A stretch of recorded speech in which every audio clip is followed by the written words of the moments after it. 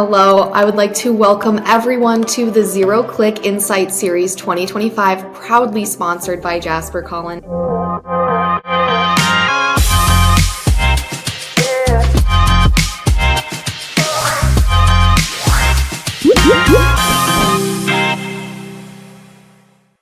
As zero-click mechanisms transform industries, the gaming sector really stands out as a pioneer in adopting these features to enhance user experiences. By minimizing manual inputs and external navigation, zero-click features in gaming provide seamless immersion, accessibility, and heightened player engagement, all while keeping users within the ecosystem.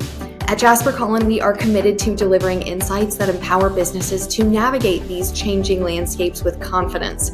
By combining advanced analytics, consumer sentiment, and strategic expertise, we help brands unlock new opportunities in an ever-evolving marketplace.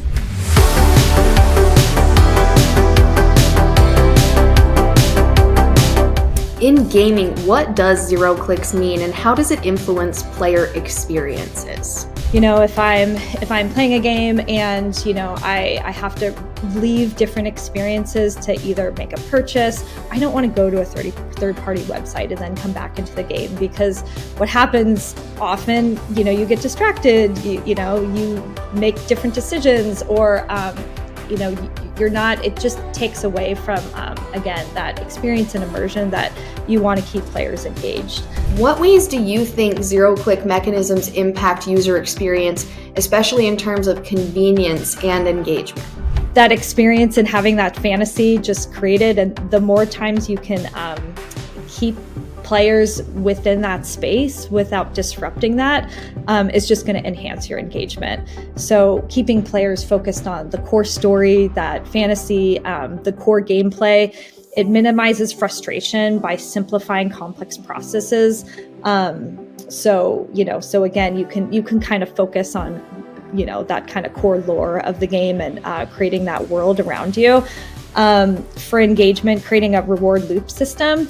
So if I'm doing really well in the game, I can earn rewards and then continue playing. Or if I, losing time and level and energy, I have that offer to have that option instead of coming out in the game. Or if it's a free to play or monetization driven game, I can have the option to pay to make a purchase and continue my experience right then. Can you share examples of games or platforms where zero-click features like autoplay or streamlined onboarding are used really effectively, in your opinion? Yeah, absolutely. I think there's a game called For Honor. It's a fighting game, and they have done a tremendous amount of work to onboard new players. The game has been around for about 10 years.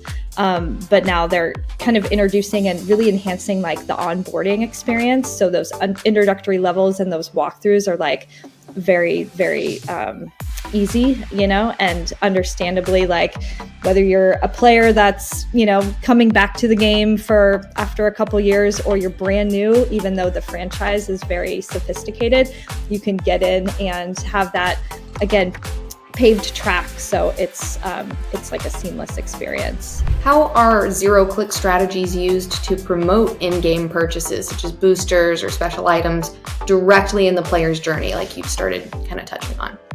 Yeah, I think contextual offers are really important.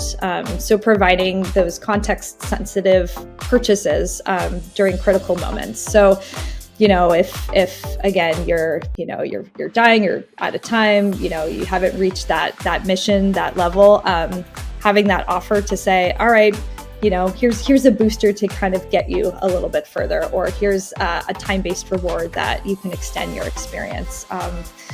Or right before a difficult level is coming up, you've just finished a mission and then another level is coming up, and then you get that offer for a booster is, again, the right time, the right message at the right time. How can zero-click features make games more accessible for players who may have difficulty with constant interaction? First, automating repetitive or physically demanding actions. I think this is a good way of using zero-click to really understand what these features are, whether they're like auto features or features around adaptability, so you can make the movements less difficult or more difficult, hands-free interactions, gesture-based controls, all of these in the vein to accommodate the player where they're at. Like players with limited mobility, whether it's like a physical game, you can still have that same or similar experience with gesture-based controls. How gaming companies can harness zero-click strategies to shape the future of play. And zero clicks doesn't necessarily mean like no clicks at all, but it really is talking about reducing the mechanisms that take to reduce to minimize as many clicks as the players experience, so you could just keep them in the platform, in the experience as much as possible.